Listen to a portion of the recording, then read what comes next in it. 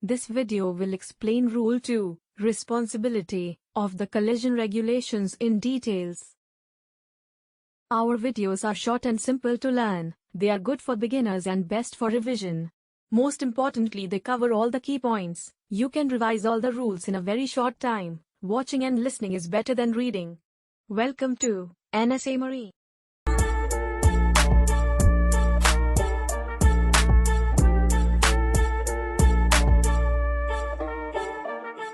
Rule 2, Responsibility. Paragraph A. Nothing in these rules shall exonerate any vessel, or the owner, master or crew thereof, from the consequences of any neglect to comply with these rules or of the neglect of any precautions which may be required by the ordinary practice of seamen, or by the special circumstances of the case.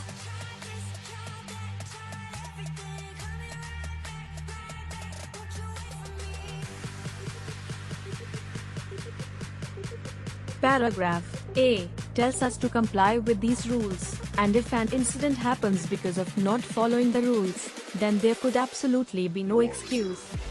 It does not just put the entire responsibility on the navigator on the bridge at the time of the incident. It involves the vessel, the ship owner, the master and the crew of the ship.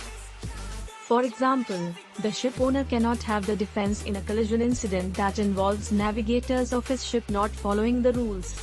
In other words, Rule 2 sets the responsibility straight.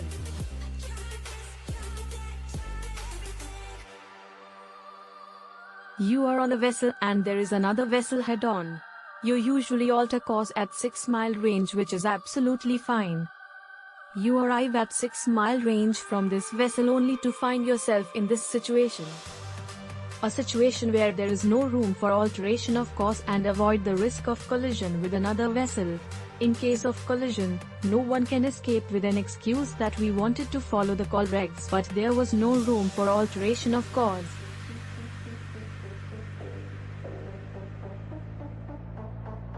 In this case, using our common sense, we can reduce our speed as a proactive measure and meet the target vessel in an area that is clear of the fishing traffic.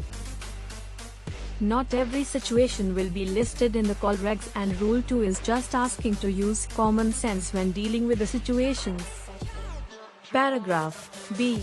In construing and complying with these rules, due regard shall be had to dangers of navigation and collision and to special circumstances, including the limitations of the vessels involved, which may make a departure from these rules.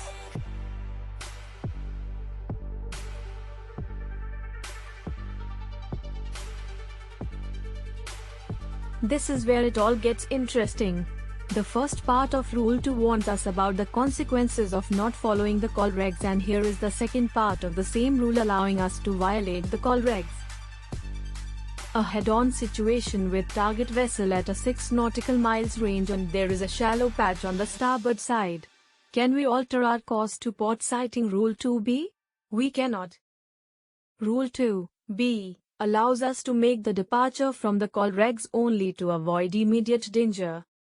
Immediate danger is an important phrase here. Even in situations of immediate danger, it is not that we always have to take action contrary to what is expected as per call regs. We need to take into account the dangers of navigation such as fishing traffic on one side or shallow patch area on one side. After considering these dangers, if it is necessary to make a departure from the call regs, we can proceed, including the limitations of the vessels involved. In deciding if the departure from the rules is necessary, we also need to take into account the limitations of not only own vessel but another vessel too. Let us say you find yourself in a head-on situation, immediate danger situation, with a loaded VLCC which is slow steaming. There are few vessels overtaking you from your starboard side and there is no way you can alter your course to the starboard. VLCC would have a limitation here. She cannot effectively alter her course. Considering this limitation, it would be best to quickly alter your course to port, hard to port, to avoid immediate danger. Even if VLCC tried to alter her course to her starboard, she would have a very slow, or negligible, rate of turn and would not come in way of your port turn. All this part of Rule 2b is asking us to consider the limitations of the vessels when deciding if the departure from the call regs would be the best possible way to avoid immediate danger. Rule 2b only allows us to violate the call regs to avoid only the immediate danger. For example, if you have altered your course to port to avoid immediate danger of collision with the VLCC, it does not mean that you can continue with the violations.